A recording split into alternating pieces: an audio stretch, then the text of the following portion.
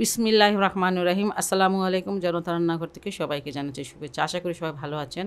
আজকে যে রেসিপিটি করব সেটা হচ্ছে বটি বিফ মশালা।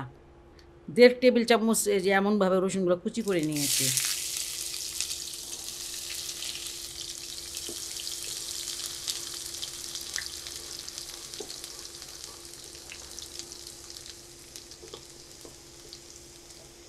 এখানে 1.5 বাটির মতন আছে পেঁয়াজ, সেটা দিয়ে দিচ্ছি।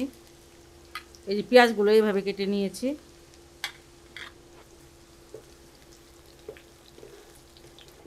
পেঁয়াজ রসুনটা ভাজা হয়ে গেছে, এর থেকে বেশি আর ভাজা লাগবে না, বাকি ভাজাটুকু মাংসের সাথে হবে। আর এখানে আমি 1 কেজি দিয়ে দিচ্ছি বিফ,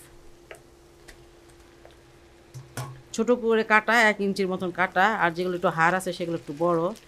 যাই হোক, এটা এখন খুব ভালো করে ভেজে নেব, কারণ আপনারা যখন ভাজবেন এই যে মাংসটাকে আপনারা কুটে ধুয়ে তারপরে ছেঁকে রাখবেন, মানে এটা ছাঁকনিতে রেখে দেবেন, তাহলে সব পানিটা পড়ে যাবে, পানি আর উঠবে না। আর এটা আপনারা, আমি বিফ দিয়ে করতেছি, আপনারা কিন্তু মাটন দিয়ে এটা অবশ্যই করতে পারেন, মাটন দিয়েও খুব ভালো হয়। আমি হাই হিটে এটাকে 15 মিনিট ভেজে নিয়েছি, পানি অবশ্যই উঠেছিল, তবে কম। যাই হোক, এটাকে ফুল আছে আপনারা মানে এটা ভেজে নেবেন। এই পেঁয়াজটা এটা হয়েছে যে পেঁয়াজগুলো ভাজা হয়ে যায়, ঠিক আছে। আর এখানে আমি এখন 1 চামচ দিয়ে দিচ্ছি হলুদের গুঁড়া, 2 টেবিল চামচ রসুন, আর আদার পেস্ট হচ্ছে 1.5 চামচ, স্বাদ মতন লবণ দিয়ে দিচ্ছি।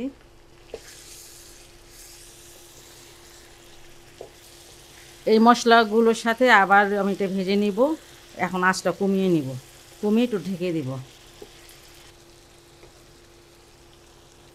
10 মিনিটের জন্য ঢেকে দিলাম। এর মধ্যে কিন্তু নাড়তে হবে। আমি একটা মাংসের জন্য একটা মশলা বানিয়ে নিব, আর সেই জন্য এখানে আমি আধা কাপ নিয়ে নিয়েছি দই, টক দইটা। এখানে 2 চামচ মরিচের গুঁড়া, ধনিয়ার গুঁড়াটা 2 চামচ, জিরার গুঁড়াটা 1.5 চামচ, গরম শাহি মশলাটা হচ্ছে 1 চামচ, 1 চামচ বেরেস্তা নিয়ে নিলাম।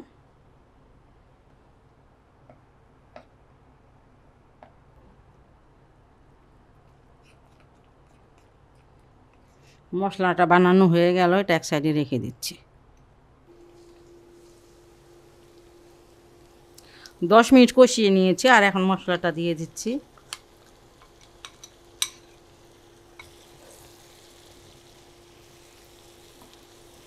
গরুর মাংস সিদ্ধ হতে আমার কাছে তো সবসময় মনে হয় 1 ঘন্টা তো লাগেই, কম হলেও।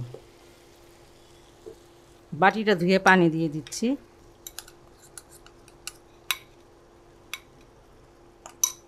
আড়াইশো গ্রাম পানি নিয়েছিলাম, পুরাটাই দিয়ে দিলাম।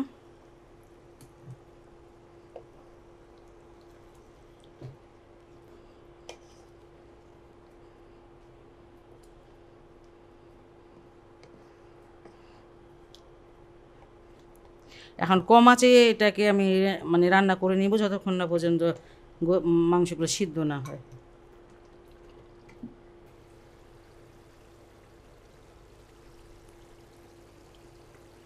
প্রায় 40 মিনিট পর আমি আসলাম। অনেকবার নেড়ে দিয়েছি, আর নেড়ে দিতেই হবে অবশ্যই।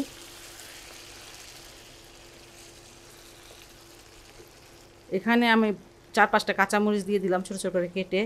আঁচটা কিন্তু এই সময় একদম কম। বাকি বেরেস্তাটুকু দিয়ে দিলাম, আধা কাপ বেরেস্তা নিয়েছিলাম। এই যে পুদিনা পাতা, 1 মুঠ পুদিনা পাতা দিয়ে দিলাম। পুদিনা পাতাটা অবশ্যই দেওয়ার চেষ্টা করবেন, পুদিনা পাতার ফ্লেভারটা খুব ভালো আসে। এই সময় মানে আমি আঁচটা বন্ধ করেই দিব, দিয়ে আমি 7-8 মিনিট পর আমি আপনাকে এটা বেড়ে দেখাবো। এখন এটা আমি ঢেকে রাখবো।